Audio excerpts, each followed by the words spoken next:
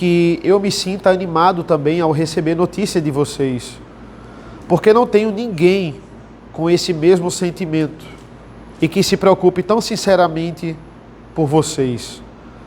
Todos os outros buscam seus próprios interesses e não os de Jesus Cristo. Quanto a Timóteo, vocês conhecem o seu caráter provado, pois serviu ao Evangelho junto comigo, como um filho trabalha ao lado do pai. Portanto, este é quem espero enviar, tão logo eu saiba como vai ficar a minha situação. Mas confio no Senhor que também eu mesmo em breve irei até aí. No entanto, julguei necessário enviar-lhes Epafrodito, meu irmão, cooperador e companheiro de lutas, e da parte de vocês, mensageiro e auxiliar nas minhas necessidades. Ele tinha muita saudade de todos vocês e estava angustiado porque vocês ficaram sabendo que ele adoeceu. De fato adoeceu e estava à beira da morte, mas Deus se compadeceu dele. E não somente dele, mas também de mim, para que eu não tivesse tristeza sobre tristeza. Por isso, tanto mais me apresso em mandá-lo, para que vendo novamente vocês fiquem alegres e eu tenha menos tristeza. Recebam-no, pois, no Senhor com toda a alegria e honrem sempre os que são como ele. Porque, por causa da obra de Cristo, ele quase morreu, arriscando a própria vida para suprir, a ajudar vocês. A ajuda que vocês, irmãos, não podiam me dar pessoalmente. Até aqui a leitura da palavra do Senhor. Oremos. Senhor nosso Deus, nosso Pai, nós te agradecemos, Senhor, pela leitura da Tua palavra. Nos concentra nesse momento, para que possamos entender Teu maravilhoso Evangelho e a importância desse final do capítulo 2 aqui da carta de Paulo aos Filipenses. Nos concentra, Senhor, nos ilumina mais uma vez. É isso que nós pedimos e agradecemos em nome do Teu Filho amado Jesus. Amém. Semana passada nós falamos sobre o desenvolvimento da salvação, sobre as ferramentas do desenvolvimento da salvação, temor e tremor, e como isso nos ajuda a nos tornarmos luzeiros nesse mundo. Irmãos, eu começo comentando o seguinte: pense como é desagradável quando você está num ambiente em que as pessoas não sentem a sua falta. Ou quando você está num lugar em que tanto faz você ir ou não. Ninguém pergunta como é que você está. Ou quando você está, ninguém fala com você. Você se sente invisível em algumas ocasiões. E isso não é desagradável, porque isso vai fazer você querer atenção para si. De forma nenhuma. Deus, Ele nos criou e Ele nos fez para cultivarmos relacionamentos. E se ninguém quer interagir com a gente, naturalmente isso nos incomoda. Aí você pode perguntar, mas e os antissociais? Os antissociais, eles gostam de não serem notados. O antissocialismo, ele não é algo natural. O antissocialismo, ele é um distúrbio ou algo que veio de uma criação talvez deturpada. Não é uma virtude e não deve ser encorajada. Deus, ele nos fez naturalmente com a necessidade de relacionamentos. Pare para pensar, quando você vai para uma programação, você vai mais feliz quando você sabe que existem pessoas ali que conhecem você. Você diz, poxa, fulano vai, pelo menos eu não vou ficar sem falar com ninguém.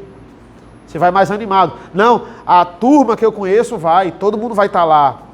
Então, poxa, vai ser bom, vai ser legal, mas ninguém, eu não conheço ninguém. Eu vou ter que fazer os relacionamentos, né? A gente fica mais incomodado. Ou a gente não fica tão animado para ir. Por quê? Porque nós gostamos de relacionamentos. A questão é, pare para pensar. Se Deus, que é Deus, busca relacionamento com a sua igreja, Por que às vezes a igreja não quer buscar relacionamento com a igreja?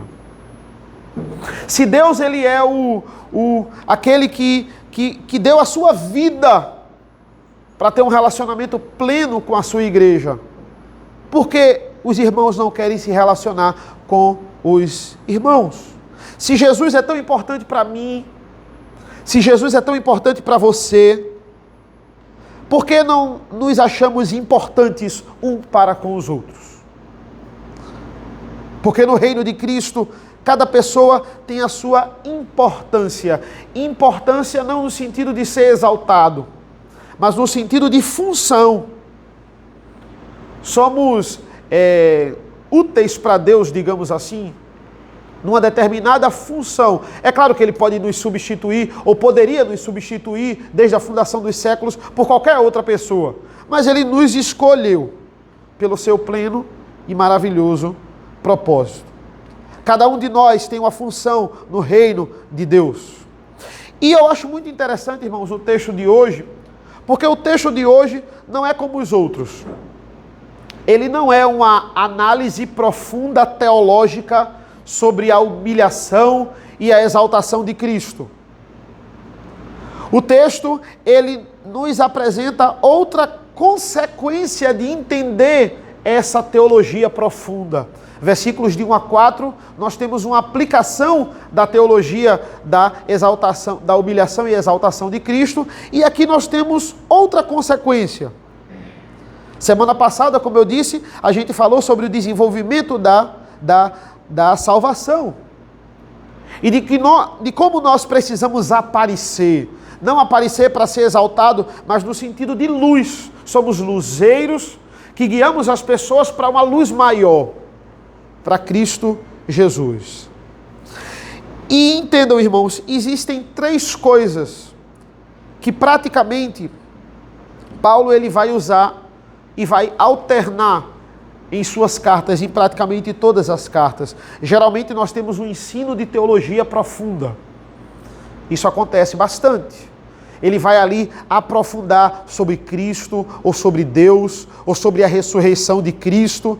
E geralmente esses textos são mais profundos de estudar, claro, mais difíceis de pregar. Existem algumas palavras ali que são complicadas ali, a tradução a gente tem que entender melhor. Outro ponto de Paulo é aplicar essa teologia profunda. Ele sempre faz isso, como eu já falei para vocês. Ele fala da teologia profunda e ele aplica. Por que eu estou falando isso nessa carta? Por que eu estou falando isso nesse contexto? Para esses irmãos específicos. O que é que isso funciona para a igreja? Então é assim. Ele fala da humilhação, a gente viu, da exaltação, e ele vai dizer, portanto, não façam nada por partidarismo ou vanglória, perdão. Por quê? Porque Cristo fez o oposto disso. Ele fez o oposto, pelo contrário, ele se esvaziou, ele se entregou pelo outro, pelo próximo. Ele foi exaltado para exaltar o Pai. E o Pai é engrandecido na exaltação do Filho. Olha, é cada um fazendo algo para o outro. A gente viu isso. Mas além desses dois, além da teologia profunda e além da aplicação, existe a passagem aqui dos versículos 19 a 30. Existe esse tipo de registro. Olha, fulano vai mandar a carta para vocês. Ele está aqui comigo e ele vai para entregar para vocês. Olha, saúdem fulano aí com vocês. Eu estou com saudade de fulano. Existem essas informações. E o que são esses registros? Eu devo encará-los apenas como um registro histórico? Será que eles servem apenas para eu entender aqui as lacunas? Ou sanar a minha curiosidade? Quem será que entregou essa carta para os filipenses? Para sanar a minha curiosidade, Paulo bota Epafrodito. Olha, será que tem alguém com Paulo ali na prisão, ajudando ele? Timóteo, só para sanar. Será que é só isso? Só para eu saber os nomes dos amigos de Paulo? Paulo não andava sozinho, tinha 2 amigos aqui, Timóteo e Epafrodito. Talvez essa parte nem seja tão importante quanto falar da humilhação e da exaltação de Cristo. Poxa, compara a humilhação e a exaltação de Cristo e esses meros registros aqui. Será que eles são úteis? Mas a palavra de Deus diz sobre ela mesma que toda ela é útil. Será que eu devo apenas ler esses versículos apenas como uma passagem histórica? Será que é isso mesmo? E se for isso, levantando algumas perguntas sobre esse texto, por que Paulo gasta tantos versículos aqui? Não eram separados em versículos, mas por que Paulo gasta tantas linhas aqui para falar desse registro? Para falar dos amigos deles? E a gente vê que esses amigos eram amigos de Paulo e amigos em comum com os filipenses. A gente vai ver isso. Para quê? Para que tanto espaço? Por que eu não pulo logo essa parte? Ó, esse é só um registro, gente. Vamos falar de palavra de verdade, de teologia de verdade? Capítulo 3. Será que iria fazer falta? O engraçado, essa semana eu passei um trabalho para os meus alunos sobre as cartas de Paulo, sobre panorama das cartas de Paulo. E aí, uns ficaram com 1 e 2 Coríntios, aí um grupo ficou com Filipenses. Aí chegou assim para mim: professor, eu posso trocar? Eu disse: por quê? Porque Filipenses não tem quase nada. Aí eu disse: poxa, me ofendeu, né? Que eu estou pregando Filipenses. Aí eu disse assim: olha, eu estou pregando em Filipenses. Filipenses tem muita coisa, muita coisa. Você não tem noção. Vá lá, pesquise.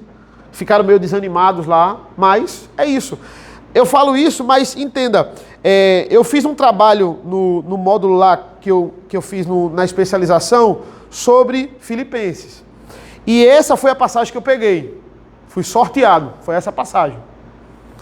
E aí eu fiquei, poxa, por que eu não peguei sobre a humilhação e exaltação de Cristo?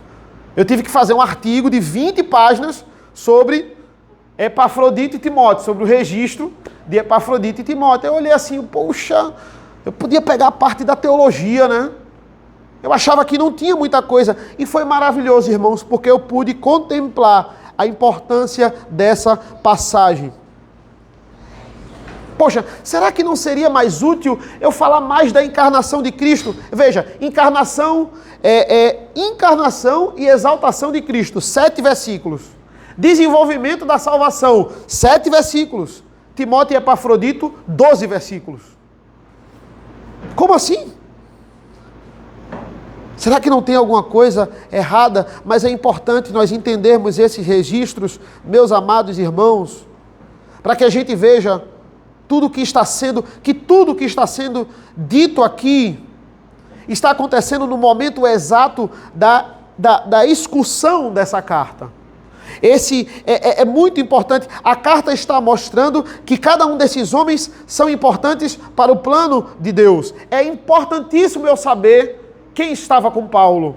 Que Paulo está acompanhado pelos amigos. De fato, Paulo, ele foi abandonado por uns amigos. E a gente vai ver isso. Mas alguns ficaram com ele nessas horas difíceis. E isso é confortador. É por isso que Paulo continuou. Por causa desse registro aqui. Timóteo, Epafrodito. Como é confortador, irmãos, você ter amigos em quem contar em horas difíceis. Você saber que você não está só. É confortador. Mas agora pergunte a você mesmo. Você também é esse amigo? Você tem amigos que lhe confortam e amigos que estão com você e você pode contar, mas você também é esse amigo. Você é aquele que consola e aquele que acompanha. Quantas vezes você foi para aquele irmão, para aquela irmã que muitas vezes está invisível na igreja, que ninguém sente falta ou ninguém nota? Isso pode acontecer. Quantas vezes a gente foi até essa pessoa e a gente foi esse amigo? O amigo ajuda a carregar a carga. Olha aqui, ele está sempre entrando nesse sentido. Olha, não pense só em você. Esse é o refrão do capítulo 2. Pare de pensar em você. Tenha o mesmo sentimento de Cristo. Volte lá para o versículo 4 do capítulo 2. Versículo 4. Olha o que ele vai aplicar para os irmãos. Não tendo em vista somente os seus próprios interesses, mas também os dos outros. Muitas vezes a gente está passando por um problema, e esse problema, ele é internalizado a ponto da gente não dizer para ninguém. A gente chega com a cara feia, mas a gente não diz para ninguém. A gente chega meio triste, mas não diz para ninguém. E como você não disse para ninguém, ninguém pergunta, ninguém faz nada, só lhe saúda e pronto. E aí você fica, poxa, ninguém falou comigo. Ninguém perguntou nada, ninguém se importa comigo. Mas ao mesmo tempo a gente fica tão preso no nosso mundo que a gente não se dá conta do incômodo do outro. Não se dá conta de que talvez outras pessoas podem estar passando pela mesma situação ou por situações piores. Paulo está dizendo, olha, versículo 4, pare de olhar numa perspectiva individualista. O objetivo da igreja é nós servirmos o outro. É servirmos uns ao outro. Ou seja, se preocupe com o outro. E se o outro tiver entendimento da palavra de Deus e tiver o mesmo sentimento de Jesus, ele vai se preocupar com você. E é um se preocupando com o outro. Como a gente viu, igual a Trindade. Quem era Paulo, meus amados irmãos? Qual a importância de Paulo e o peso de Paulo numa perspectiva terrena na igreja? Veja, pense como missionário. Quem era mais missionário que Paulo? Quem viajava mais do que Paulo? Ninguém. Ninguém escreveu no Novo Testamento tanto sobre teologia profunda sobre Cristo quanto Paulo. Era o maior apóstolo, era o maior exegeta, era a maior referência mundial de evangelho. Pense como um acadêmico. Um grande acadêmico é aquele que é mais citado, seja numa palestra, no discurso, em aulas e pregações. Esse é Paulo até hoje. Ele é o maior acadêmico. Eu estou citando Paulo e algum outro pastor em alguma outra igreja está citando Paulo nesse exato momento. Quantos pastores estão citando Paulo agora? Citam Paulo todos os dias em seus trabalhos, em seus artigos, em suas monografias, mestrado, doutorado. Ele é o maior acadêmico, mas apesar de ser tudo isso, ele está dizendo assim, eu não sou independente no ministério. Eu não sou independente nas promessas de Deus. Observe que ele tem planos, a gente viu o interesse dele aqui. Ele quer visitar os filipenses. E não é porque ele é o grande apóstolo, o grande que recebe as revelações de Jesus, Olha a forma como ele se dirige na carta, versículo 19. Espero no Senhor Jesus enviar-lhes Timóteo. Olha, se Deus quiser, não é porque eu sou alguma coisa que não vai ser da vontade de Deus, não. Olha o versículo 24. Versículo 24. Mas confio no Senhor, que também eu mesmo, em breve, irei até aí.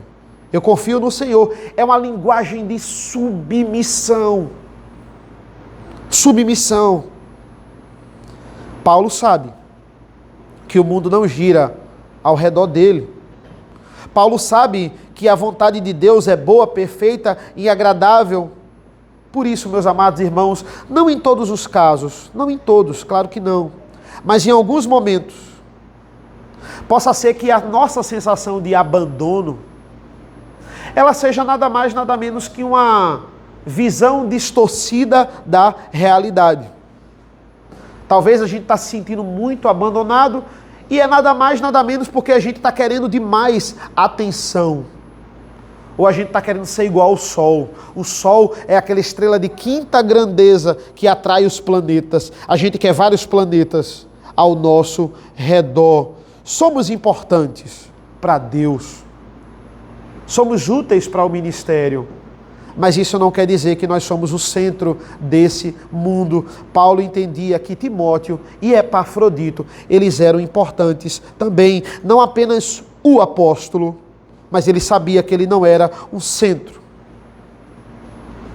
A gente pode olhar para a carta de Paulo, a gente pode olhar para a vida de Paulo e dizer assim, poxa, se Paulo é importante fazendo o que ele fez antes de ser crente, então eu sou muito mais importante, porque eu não fiz 1% do que Paulo fez.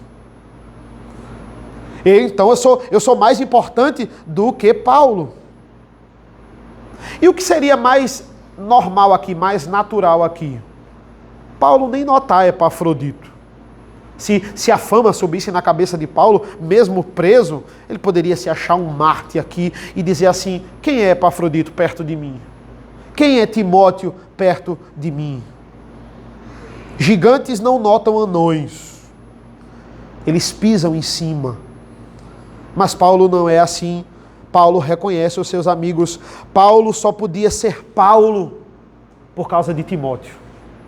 Paulo só podia executar o seu ministério como Paulo por causa da presença do seu filho Timóteo, considera como filho. Olha os versículos a partir do 19. Eu espero no Senhor Jesus, enviar-lhes Timóteo o mais breve possível, a fim de que eu não me sinta animado também ao receber notícias de vocês, porque não tenho ninguém com esse mesmo sentimento e que se preocupe tão sinceramente com vocês. Todos os outros buscam os seus próprios interesses e não os de Jesus Cristo. Quanto a Timóteo, vocês conhecem o seu caráter provado, pois serviu ao Evangelho junto comigo, como um filho trabalha ao lado do pai. Portanto, este é quem espero enviar. Então logo eu saiba como vai ficar a minha situação, mas confio no Senhor, que também eu mesmo em breve irei até aí. Olha o que é que Paulo está dizendo. Paulo, o apóstolo, ele precisa do pequeno Timóteo, acompanhando, ajudando e protegendo. Aqui Timóteo era jovem, era um jovem precioso. Timóteo o encoraja. Olha, Timóteo é como um filho para mim. Timóteo acompanha, anima Paulo, ajuda Paulo a crescer, a desenvolver a sua salvação. Timóteo é importante para Paulo, para a igreja de Filipos. Futuramente ele vai ser importante para a igreja de Éfeso. E claro, importante como discípulo de Cristo. E Epafrodito, versículo 25. No entanto, julguei necessário enviar-lhes Epafrodito, meu irmão, cooperador e companheiro de lutas, e da parte de vocês, mensageiro e auxiliar nas minhas necessidades. Olha, quem era Epafrodito? Epafrodito era apenas um mensageiro. Ele foi enviado pelos filipenses para enviar cartas a Paulo, notícias da igreja, livros e ofertas para Paulo. Livros e mais, porque Paulo queria estudar mesmo na prisão. E ele foi o mensageiro agora de Paulo para aqueles irmãos. Olha, leva essa carta para eles também. E a pergunta é, qual a importância de um simples mensageiro? Porque o mensageiro da carta, aquele só que levou a carta, ele é mencionado na carta. Qual a importância do mensageiro da carta de Filipenses? Só estamos aqui por causa do mensageiro. Só estamos pregando Filipenses por causa de Epafrodito. Porque ele levou a carta. Foi porque um dia alguém levou essa carta aos filipenses. E a gente não pensa nisso. A gente só pensa em quem escreveu a carta. Não. Cada pessoa é importante no ministério.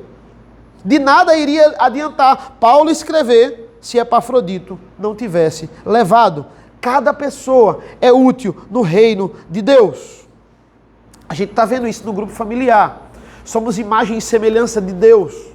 Somos a coroa da criação, somos o ponto alto. Deus olhou, viu e viu que era muito bom. Diferente do evolucionista. O evolucionista vai dizer que nós somos um mero resultado do acaso. somos um acidente. Para a ciência moderna, o nosso grau de importância é relativo. Quanto vale um bebê no útero? Vale o que você disser que vale. Vale o que a mãe disser que vale. Se não vale nada, tira. Não. A Bíblia não fala sobre isso. A Bíblia vai contra isso. Cada membro da igreja de Deus é importante, por menor que pareça, por mais novo que pareça. É um filho valioso de Jesus. Por quê? Porque cada pessoa que é membro de Deus foi morto. Teve Cristo morto, teve o sangue de Cristo derramado em seu favor. A gente viu isso semana passada. Um filho novo não deixa de ser, não é mais filho, menos filho que o filho mais velho, que o filho maduro. De forma nenhuma. Todos são importantes. E por que não devemos achar que somos superiores a outra pessoa nesse mundo? Porque a gente não fez nada que nos tornou sábios, mais sábios do que os ímpios. Somos mais sábios que os ímpios, claro. Somos mais entendidos que os ímpios, claro. Mas esse mérito é nosso de forma nenhuma. Foi o sacrifício de Cristo. É a iluminação do Espírito Santo. Não vem da gente. Somos valiosos em Cristo. Por amor a Cristo.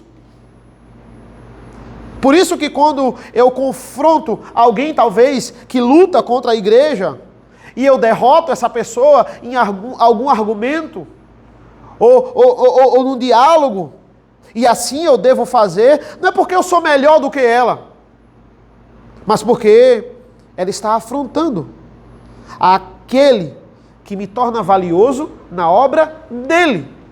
E assim eu devo fazer, não porque eu tenho que me achar superior a ela. Olha Lucas 15, 4 a 7. Lucas 15, 4 a 7 vai dizer assim, olha como somos valiosos para Cristo. Qual de vocês, versículo 4 de Lucas 15, é o homem que, possuindo 100 ovelhas, e perdendo uma delas, não deixa no deserto as 99 e vai em busca da que se perdeu, até encontrá-la. E quando a encontra, põe-na sobre os ombros, cheia de alegria. E indo para casa, reúne os amigos e vizinhos e diz-lhes: alegrem-se comigo, porque já achei a minha ovelha perdida. Digo a vocês que assim haverá mais alegria no céu por um pecador que se arrepende do que por 99 justos que não necessitam de arrependimento. Porque Deus lhe escolheu e não escolheu outra pessoa. Porque você está aqui e outro não está no seu lugar. Porque nós somos valiosos. Não valiosos por causa de você, mas valioso por causa da obra de Cristo, por causa do que Cristo fez. E o que é que eu devo fazer com essa informação? Me ensoberbecer? Não. Essa não é a atitude de um valioso em Cristo. Valioso em Cristo faz o que Cristo faz. Tem o mesmo pensamento de Cristo. Considera sempre o próximo. Se esvazia pelo próximo. É isso que o valioso em Cristo faz. Entenda que você é valioso. Mas não é só você, seu irmão é valioso também, porque ele também é salvo. Então, valorize o seu irmão também. Quem deve cuidar desses valiosos na palavra de Deus, na igreja do Senhor? Você. No reino de Deus, todos devemos servir uns aos outros com aquilo que nos é dado. Tem um autor americano chamado Francis Schaeffer, ele tem muitos livros, mas ele tem um livreto chamado Não Existe Gente Sem Importância. E ele vai dizer assim, que é comum pessoas pensarem, tem tanta gente melhor do que eu, porque sou eu que tenho que fazer. É o sentimento contrário agora, né? Por que eu tenho que fazer? Se tem tanta gente melhor do que eu, tem tanta gente mais capacitada, tão inteligente, por que Paulo está mandando eu pregar? Eu ficar aqui na frente para você, se tem tanta gente com tanto conhecimento a mais. Se eu não sou igual a Paulo, por que eu vou inventar de pregar? Se Paulo existe, precisa de Epafrodito? Para que Epafrodito? Para que Timóteo? Tem tanta gente com essa mentalidade. Talvez um dia a gente tivesse essa mentalidade. Veja, Paulo ele está querendo mostrar que esses homens são muito necessários. Entendam, nenhum deles é Jesus. Nenhum deles. Todos são substituíveis. Nenhum deles é Jesus. Paulo, Timóteo, Epafrodito, ninguém aqui é o nosso Redentor. Mas eles são exemplos de cristãos a ponto de ajudar a gente a entender como a vida funciona. Eles são a aplicação aqui. Eles são os luzeiros. Talvez eles não brilhem como Paulo. Talvez Paulo aqui no seu conhecimento e na sua fama, ele brilhe mais que Timóteo, brilhe mais do que Epafrodito. Mas a luz deles é importante também, porque ninguém é plenamente sem pecado. Mas mesmo assim, Deus nos faz luzeiros. Paulo vai nos mostrar por que ele quer enviar Timóteo. Qual o interesse dele enviar Timóteo? E não enviar outra pessoa. Ele vai dizer assim, Timóteo é um exemplo de altruísmo. É isso que ele está dizendo aqui nos versículos 20 e 21. Porque eu estou com muita vontade de enviar Timóteo aqui para vocês. Versículo 20. Porque não tem ninguém com esse mesmo sentimento e que se preocupe tão sinceramente por vocês. Versículo 21. Todos os outros buscam os seus próprios interesses e não os de Jesus Cristo. Dennis Johnson, comentando aqui, ele vai dizer o seguinte, olha, ele quer enviar Timóteo para os filipenses porque ele quer enviar um exemplo para a carta.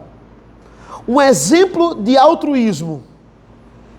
Ele quer enviar alguém que não busque algo por vanglória ou partidarismo na prática. Eu quero enviar um exemplo. Não dava para enviar o exemplo é Cristo. Dá para escrever sobre o exemplo. Dá para escrever. Mas dá também para eu enviar um exemplo de altruísmo.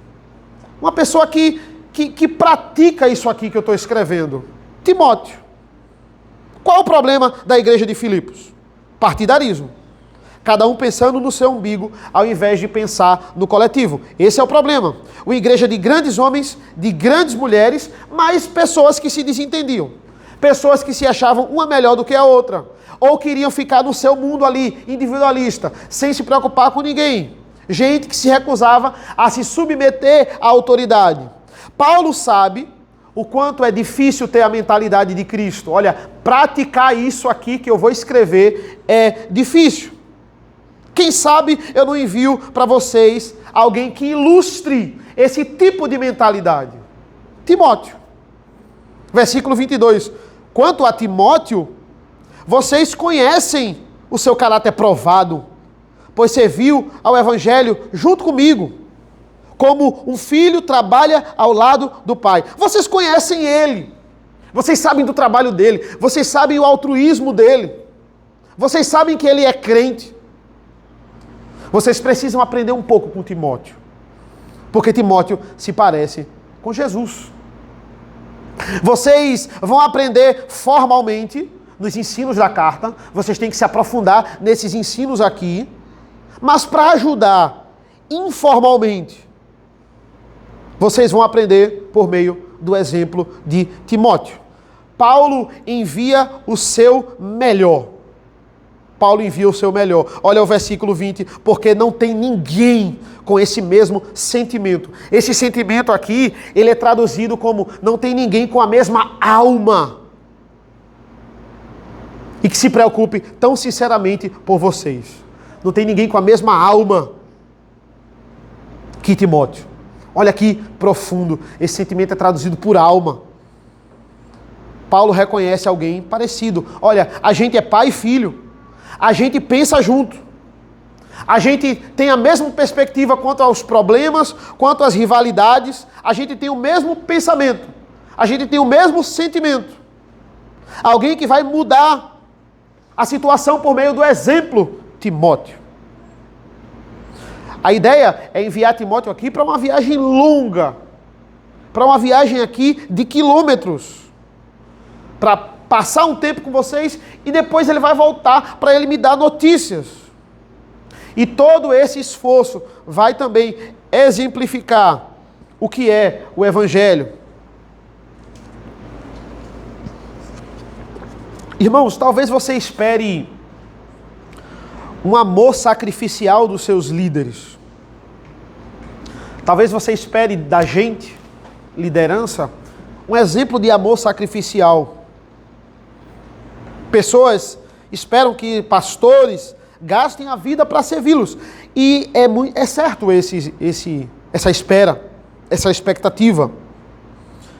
Mas esse é o ponto aqui, veja, Paulo, ele não está limitando esse amor sacrificial apenas aos líderes da igreja.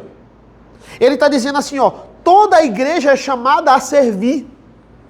Toda a igreja é chamada a gastar tempo. E aí não é gastar, é investir tempo um com o outro. Todos são luzeiros, não só os líderes. Todos são luzeiros, todos são importantes. Todos temos tarefas, não só Paulo, Timóteo e Epafrodito também. Qual é a função da luz? Iluminar. Talvez tenham cantos na nossa igreja que estejam escuros, que estejam apagados. Nós precisamos ir lá e iluminar, preencher essa igreja com luz. Onde a luz chega, as trevas desaparecem. Irmãos, entendam, Timóteo é menor do que Paulo. Timóteo é menor. Timóteo não é maior do que Paulo. E justamente por ser menor que Paulo, é que ele está e ele pode ir para Filipos. Se Timóteo fosse tão grande quanto Paulo, estivesse tão em evidência como Paulo, ele não estava onde estaria. Ele estaria preso como Paulo. Ou morto, né? Porque tantos ali grandes ou importantes quanto Paulo já morreram. É porque Timóteo não brilha tanto quanto Paulo, que ele está livre e pode se encontrar com os filipenses. Ele é pequeno e ele voa abaixo do radar. É importante ele voar abaixo do radar. No Evangelho, a gente precisa de gente com várias estaturas. E no final, todos são importantes. Lembremos de Jesus, como Jesus investia tempo com pessoas que aos olhos da sociedade não tinham nenhum valor. Olha, entre os discípulos tinha Mateus. Mateus, um publicano. Entre os discípulos tinha Simão. Simão, um zelote.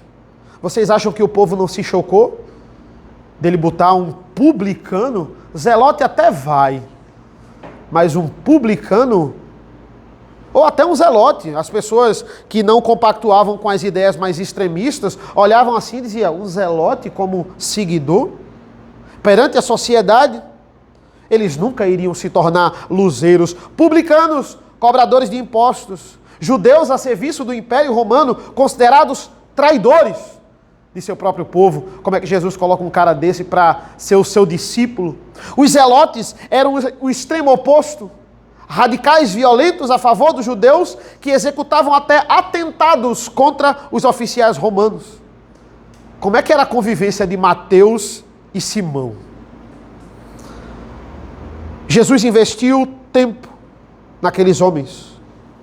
Antes de Cristo, o que é que vocês acham que Mateus via em Simão e o que é que Simão achava de Mateus? O que o povo achava de Mateus sem valor, traidor? Jesus diz com a sua atitude, tem valor sim, por causa de mim eles são valiosos.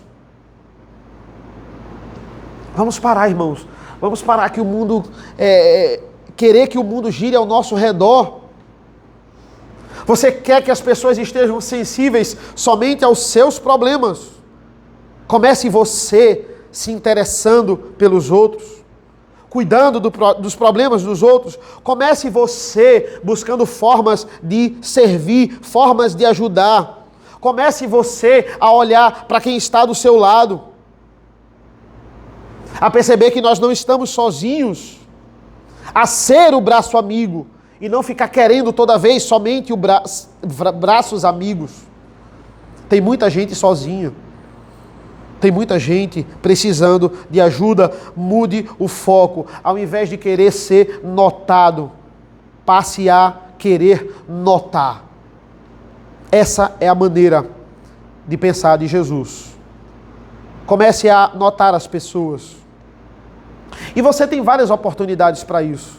Seja num grupo familiar, seja numa reunião de mulheres, seja na casa do seu irmão, passando a tarde com ele, se relacionando com ele, seja numa viagem que a gente venha a fazer juntos, seja num pedido de oração, no grupo ali, você está sensível ao pedido de oração daquela pessoa e dizer, olha, estou orando por você, como é que está aquele problema? Acompanhar, comece a ver onde você pode ser útil no trabalho necessário.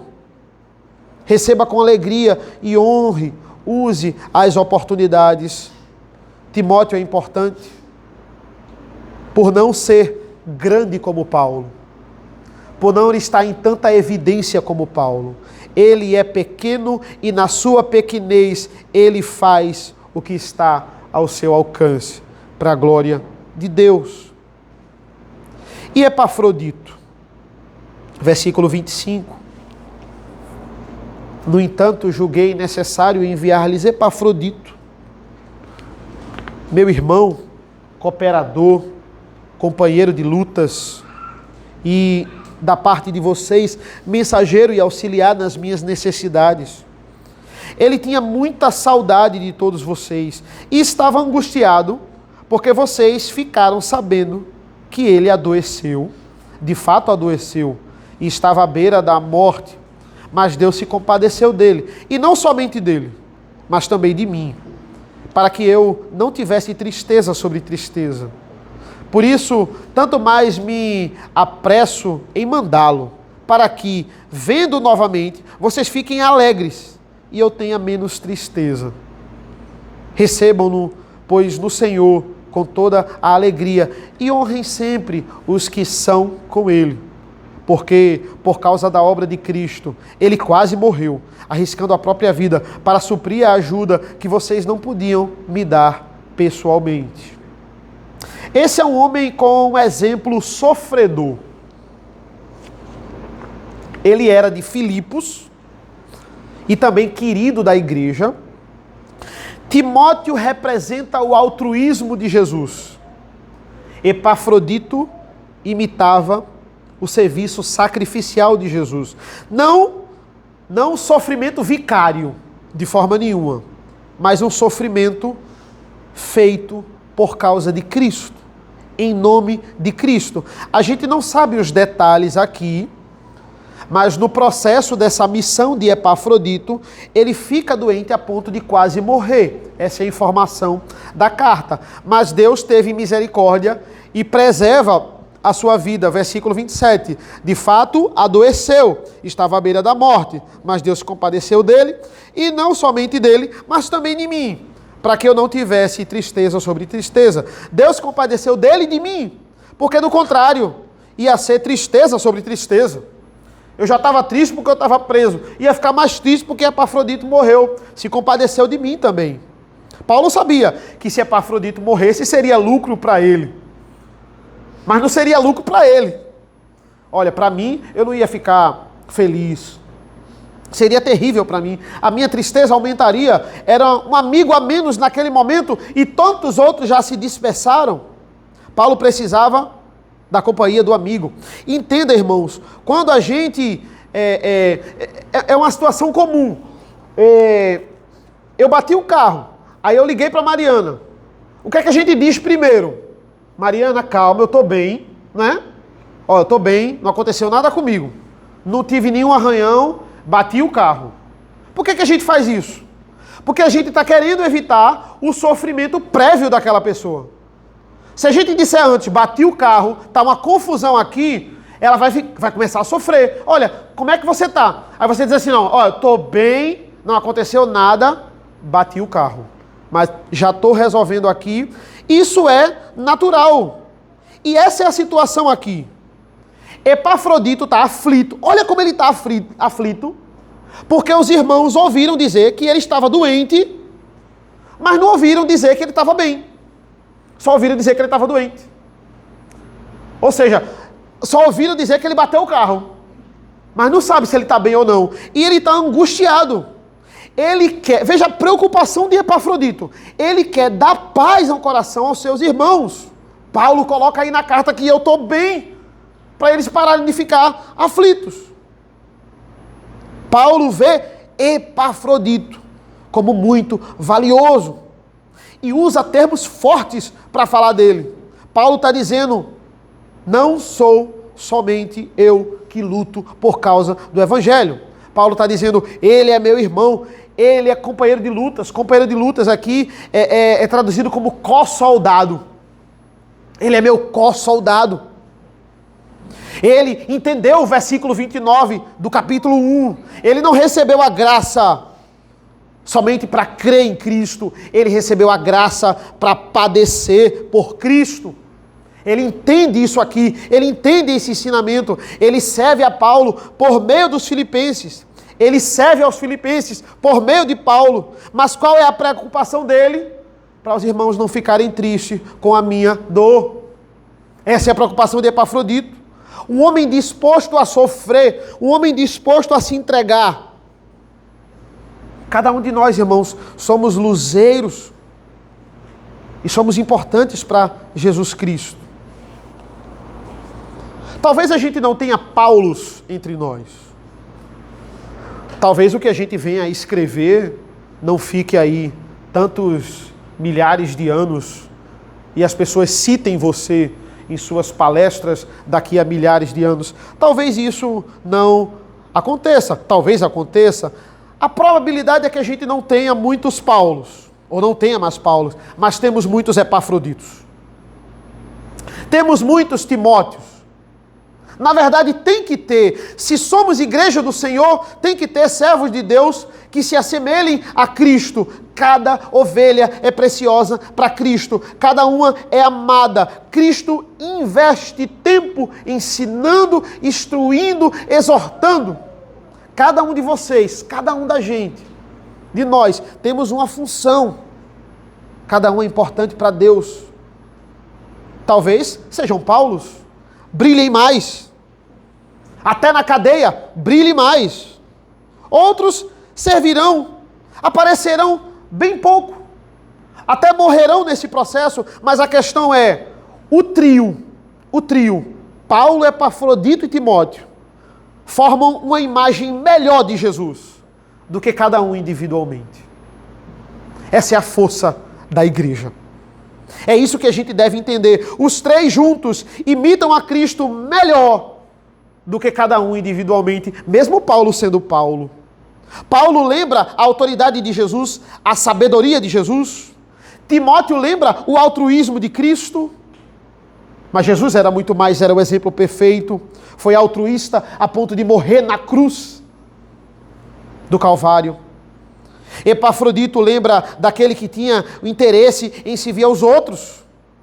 E faz isso a ponto de morrer. Jesus.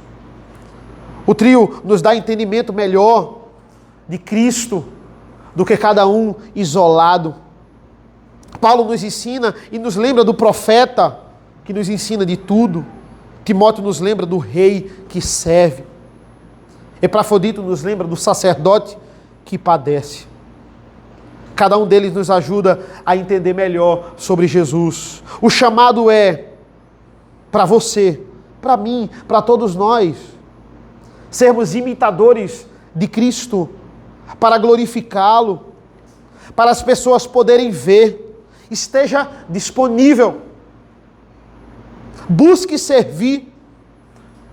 Precisamos um dos outros. Uns vão servir pelo ensino, outros vão servir pelo simples fato de encorajar, outros vão servir pela singular companhia, pelos conselhos na palavra de Deus. Mas a ideia é todos nós sermos luzeiros, mostrando o caminho, dissipando as trevas, nos queimando e nos gastando no processo e ajudando as pessoas nesse mundo tenebroso. Amém, meus irmãos? Vamos orar nesse momento.